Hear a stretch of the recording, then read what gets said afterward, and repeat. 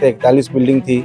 यहाँ के लोकप्रिय खासदार, इच्छुक आमदार सब लोग गए थे। उन्होंने कहा था कि हमें जीत के लाइए तो हम आपकी बिल्डिंग टूटने नहीं देंगे। वसई विरार के लिए एसआरए 2020 में ऑलरेडी पास हो चुका है। पहला नेता हितेन ठाकुर था जो आके बोला कि तुम लोग यहाँ से निकलो, चाली ये टूटेगी नहीं। तो अब हमारे जो नए लोक प्रतिनिधि है वो खाली रील बनाने में मस्त है। उस बिल्डिंग के लिए एक अच्छा लेआउट बनाना पड़ेगा। सरकार खड़ी क्या है, प्रशासन क्या काम कर रहे हैं। 5 दिन में 6 लोगों की मृत्यु हो गई है। यहाँ पे भी हमारे क्षितिज दादा जब तक बैठे, मैं इनके सत्ता में मैं उनके भरोसे नहीं रह सकता। ये परिवर्तन मुझे लग रहा है सिर्फ और उनके पार्टी का हुआ है और उनके कार्यकर्ताओं का। तो तुड़वाने में बिलीव करते हैं, हमारे दादा बचाने में बिलीव करते। बहुजन विकास आघाड़ी का झंडा फहराया, ये मैं आपको जबान देता हूँ। तो क्या इन नियमों के तहत उन 41 इमारत के रहीवासियों को भी पुनर्वसित किया जा सकता है? यस, जा सकता है, लेकिन अब सरकार सिर्फ रील बना रही है, गरीबों को आश्वासन दे रही है। नमस्कार दर्शकों, मैं हूं आदित्य सिंह, मेरे साथ आप सभी देख रहे हैं नेशन नाव 9। इस समय नाला सुपारा, वसई विरार, खासकर नाला सुपारा में सबसे बड़ी चुनौती अगर कुछ है तो वो है यहाँ के लोगों को पुनर्वसित करने की।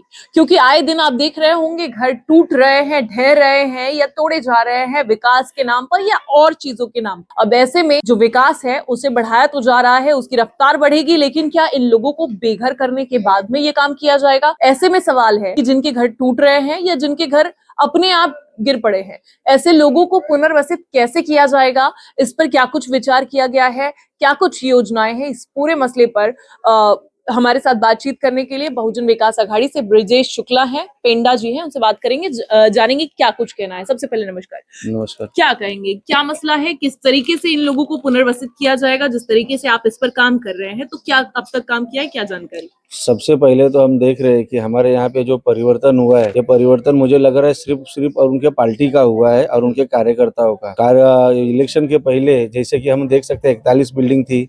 यहाँ के लोकप्रिय खासदार, इच्छुक आमदार सब लोग गए थे। उन्होंने कहा था कि हमें जीत के लाइए तो हम आपकी बिल्डिंग टूटने नहीं देंगे। तो जैसे ही जीत के आए, उनके कार्यकाल 1 महीने का नहीं हुआ कि 41 बिल्डिंग टूट गई। तो उनके आश्वासन क्या है ये तो सबको पता है। और इसी सिलसिले में रमाबाई अपार्टमेंट पे भी गिरते हुए देखे, वहाँ पे भी हमारे मंत्री जी आए और भी मंत्री लोग आए, खाली आश्वासन दिए वसई विरार के लिए, लेकिन वहाँ की जनता के लिए कोई साथ में नहीं है। तो मैंने एसआरए है, क्लस्टर है, ये सब चीजें चल रही थी, तो मैंने एसआरए में जाके पत्र व्यवहार किया कि भाई ये जो एसआरए है ये नाला सोपारा में कब आया है या किसने लाया है। तो एसआरए से आप देख सकते हैं, मुझे 4 दिसंबर को एक लेटर आया है, इसमें ब्रिजेश शुक्ला लिखा है।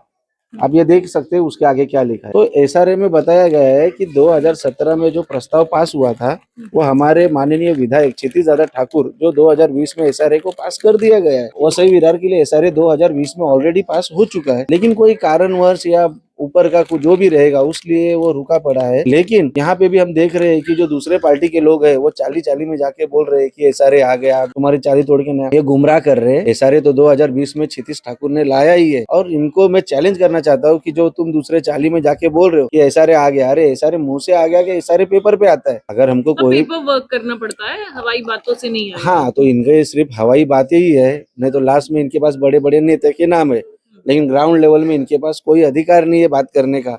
मैं तो आपके चैनल के माध्यम से चैलेंज करता हूँ कि उनका कोई एक प्रतिनिधि मेरे साथ बैठे और बात करे एसआरए के ऊपर। मैं आपके चैनल से खुला आह्वान करता हूँ। ये भोली भाली यहाँ की नगीन दासवाड़ा की जनता, विजयनगर की जनता या नाला सोपारा की जनता, इन्होंने पिछले 35 साल से नाला सोपारा वसई विरार में हितेन ठाकुर के शासन राज्य प्यार से रहे, कभी हुआ नहीं। आपको पता है 2004 में खत्री करके एक कलेक्टर आया था, तभी जीजा माता नगर मोरेगांव में चाली तोड़ी जा रही थी। पहला नेता हितेन ठाकुर था जो आके बोला कि तुम लोग यहाँ से निकलो, चाली ये टूटेगी नहीं। इतना हिम्मत से बोलने वाला नेता हितेन ठाकुर था। यहाँ तो बिल्डिंगें टूट रही है तो ये बोल रहे कोर्ट का हवाला है, इसका है। अरे खड़े रहो ना, तुम लोग प्रतिनिधि हो, उनका पुनर्वसन कैसा होगा इसकी जिम्मेदारी तुम्हारी है। सत्ताधारी कहते हैं ये बसाया इन लोगों को, ये जो झुग्गी झोपड़ी में बसाया आप ही लोगों ने। ऐसा नहीं है, उस समय भी तो ये थे ना, इनके लेटर अगर देखोगे तो आरटीआई के ही लेटर थे, कोई सामाजिक कार्य के इनके लेटर नहीं थे। और जैसे कि तुम 41 बिल्डिंग बोल रहे हो, तो 41 बिल्डिंग में जब 2009 में उसका काम चालू हुआ था तो वहाँ के विधायक माननीय विवेक भाऊ पंडित थे, और उस जिस प्रभाग में हुआ है वो किरण बोहिर था। ये लोग किस पार्टी के थे अब पता लगाइए ना। खाली ऐसा किसी पे इल्जाम लगाने से आप अपना पल्लू पीछे नहीं झाड़ सकते। और रही बात अभी जैसे कि ये सब चाली है, मैंने दादा से बात, तो दादा ने बोला कि क्लस्टर डेवलपमेंट अपने वसई विरार में आ चुका है, लेकिन भविष्य आप भाई किसी को पता नहीं जो रिजल्ट हमारे सामने आया है। तो अब हमारे जो नए लोक प्रतिनिधि है वो खाली रील बनाने में मस्त है, लेकिन दादा ने पूरे पेपर वर्क के साथ किया है कि जो भी झुग्गी में रहता है या जो भी चाली है, देख लीजिए इसमें साफ साफ लिखा पड़ा है urban renewal scheme cluster redevelopment. आप अगर इसमें देखोगे तो इसमें बहुत से क्लोज है, जिस क्लोज के माध्यम से हम लोड बेरिंग को भी पुनर्वसन में बैठाया जा सकता। तो मेरा आपके चैनल से यही बोलना है कि यहाँ पे सिर्फ नागरिकों की या लोड बेरिंग जो स्लम एरिया में रहते हैं इनकी दिशा भूल हो रही है, और दिशा भूल हम बहुजन विकास आघाड़ी वाले होने नहीं देंगे। हम अपने लोगों के साथ हमेशा खड़े रहेंगे। आप कह रहे हैं कि लोड बेरिंग के जो लोग हैं उन्हें भी पुनर्वसित किया जा सकता है। कैसे पुनर्वसित किया जाता है? क्योंकि एसआरए के माध्यम से जो चालियां हैं उन लोगों को पुनर्वसित किया जा सकता है, उन्हें अच्छी सुविधाएं दी जा सकती हैं, लेकिन ये जो लोड बेरिंग है उन्हें कैसे पुनर्वसित किया जा देखो, सकता है? Concept of urban renewal scheme ये 2020 में अपने यहाँ पे पास हो चुकी है, जिसको UDCPR बोला गया है। इसको आप अगर अच्छे से देखेंगे तो इसमें जो बिल्डिंगे तोड़ के बनाने का है, तो उसके लिए हमें उस बिल्डिंग के लिए एक अच्छा लेआउट बनाना पड़ेगा। एक अच्छी, मतलब जैसे कि अब ये बिल्डिंग है, यहाँ पे अगर आग लगे तो फायर ब्रिगेड आ सकता है, यहाँ पे गाड़ी नहीं आ सकती। तो ये सब जब बैठा तब बैठा, लेकिन अब भविष्य में अगर अपने को UDCPR और क्लस्टर स्कीम के तहत अपने को चाहिए तो एक बिल्डिंग का सर्वे होगा, उस बिल्डिंग को अच्छे डेवलपर आएंगे। और दादा ने बोला है अगर डेवलपर वो बिल्डिंग वाले खुद चाहिए तो सेल्फ डेवलपमेंट भी कर सकते हैं। हमारे थाना जिला बैंक से हम लोन भी करके देंगे, और लोन भी ऐसा है जो सरकारी ब्याज से नीचे। तो एक भूमिपुत्र या यहाँ के जो भी रहवासी है उनके लिए तो एक वो मतलब एक व्यवसाय भी उनको मिल जाएगा। और पुनर्वसन के लिए, क्लस्टर डेवलपमेंट के लिए, ये देखिए अभी मैं आपको दिखाना चाहता हूँ। तो क्या इन नियमों के तहत उन 41 इमारत के रहिवासियों को भी पुनर्वसित किया जा सकता है? यस, जा सकता है, लेकिन अब सरकार सिर्फ रील बना रही है, गरीबों को आश्वासन दे रही है। इन गरीब के लिए है क्या, खड़ी क्या है सरकार, खड़ी क्या है, प्रशासन क्या काम कर रहा है? 5 दिन में 6 लोगों की मृत्यु हो गई है, प्रशासन कहाँ पर है? ये देखिए, अगर जो हमारी बिल्डिंग पहले खराब थी, स्टैंडिंग रिन्यूअल डेवलपमेंट, उसके बाद हम इसको क्लस्टर रीडेवलपमेंट में लेके जाते हैं, तो उसके बाद हमारा जो पहले झुग्गी है या क्लस्टर है, उसके बाद ये हमारा ऐसा विकसित दिखेगा, जिसमें हमारी फायर ब्रिगेड हमारे बिल्डिंग में आ सकती है। हमारे छोटे छोटे बच्चों के लिए 40 बाई 60 के गार्डन तो भी मिल सकते हैं। एक प्रॉपर प्लान बनेगा, वो एक बिल्डिंग के लिए नहीं, एक बिल्डिंग के एरिया को, एक समूह को टारगेट किया जाएगा, उतना सर्वे किया जाएगा, उस बिल्डिंग को एक साथ लेके फिर उसको क्लस्टर में लेके जाएगा। ये प्रोसेस है सब। तो अभी हम लोग धीरे धीरे हर बिल्डिंग में जाके उस प्रोसेस के बारे में हर संडे या हर शाम को जहाँ से जितना ज्यादा हो रहे उतने लोगों की हम मीटिंग ले रहे हैं क्लस्टर के लिए। तो ये संभव है कि यहाँ नाला सुपारा Yes, के लोगों को पुनर्वसित किया जा यस सकता यस, जब थाने कल्याण में हो सकता है तो वसई विरार में क्यों नहीं हो सकता है? है? ये होगा।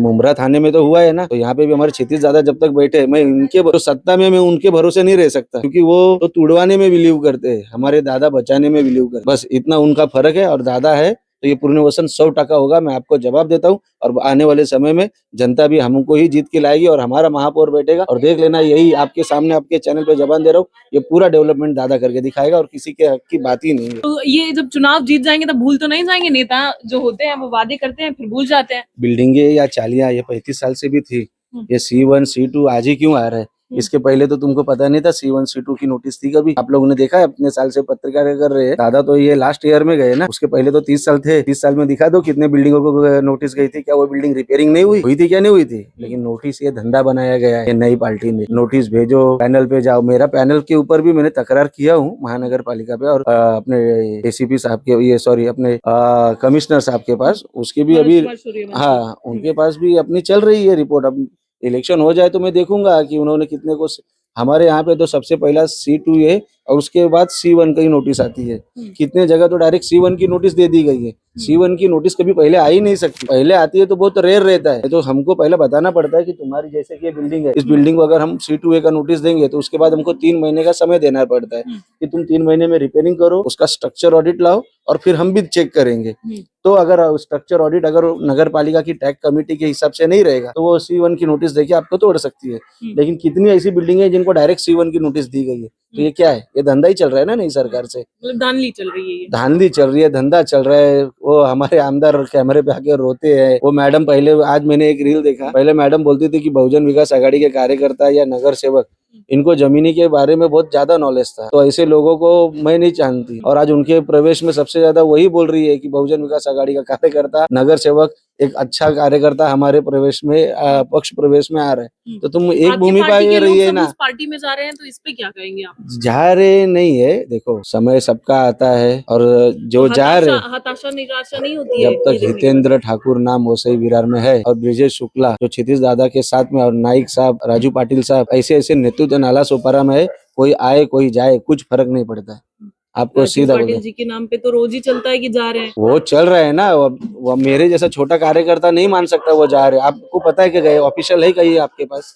ऑफिशियल है आपके पास कहीं गए वो? रोज तो चल रहा है यही। आपने ऑफिशियल देखा क्या? ऑफिशियल नहीं आया, लेकिन क्या पता कब आ जाए। देखो जब घर में ही नहीं बने तो कोई ना कोई तो चिल्लाएगा ना। लेकिन मैं आपको विश्वास बताता हूँ, महानगर पालिका के महापौर में राजू पाटिल जी ये बहुजन विकास आघाड़ी के साथ ठामपने खड़े रहेंगे और महानगर पालिका में बहुजन विकास आघाड़ी का झंडा फहराएगा। ये मैं आपको जबान देता हूँ। तो आप देखेंगे साफ तौर पर ये थे ब्रिजेश शुक्ला उर्फ पेंडा, जिनका कहना है कि इस बार महानगर पालिका पे इनका परचम लहराएगा और जब ये जीत कर आएंगे तो यहाँ पर ये क्लस्टर और एसआरए जैसी जो योजना है उसे लागू कराएंगे। अब ऐसे में देखना ये होगा कि क्या कुछ होता है। महानगर पालिका का चुनाव जो है वो मुहाने पे है, आगे क्या कुछ होता है, रिजल्ट क्या कुछ निकल कर आता है, ये सब कुछ देखना होगा।